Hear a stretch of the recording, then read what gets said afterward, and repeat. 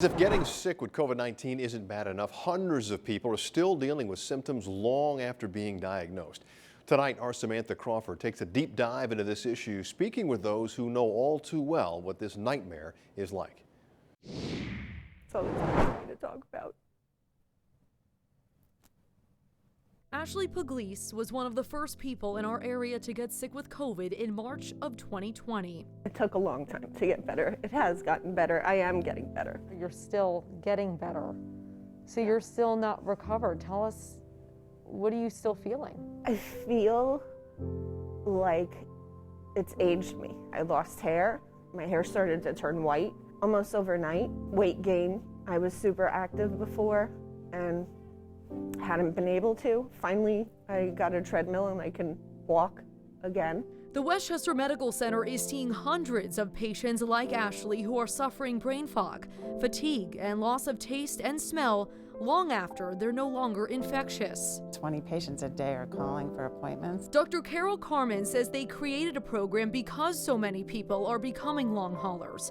After an initial evaluation by physicians like Dr. Carmen, patients are referred to specialists who can help address the physical symptoms they have and the mental torment they're suffering. Are there any indications why certain patients experience this and others do not?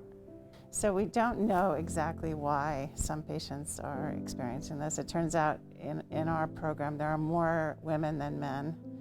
And these don't seem to be the sickest patients. These are people who had the more mild to moderate COVID. Like Christine Clements, she was diagnosed with COVID in November and is still fighting fatigue and loss of taste and smell. She says just when she thinks she's getting better, COVID makes a comeback. Now I'm up to the point where I'm having one pretty bad COVID day a week and the other times are manageable.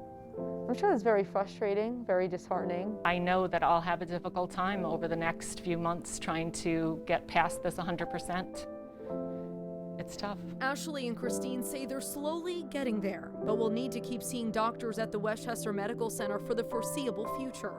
As medical experts try to find answers, patients like Ashley and Christine are clinging onto hope. Before this, I was a perfectly healthy, athletic, outgoing individual, and it's changed my life dramatically. I would encourage everybody to do what they can to prevent transmission to other people, which includes wearing a mask. Incredible. Samantha, how are doctors treating these patients?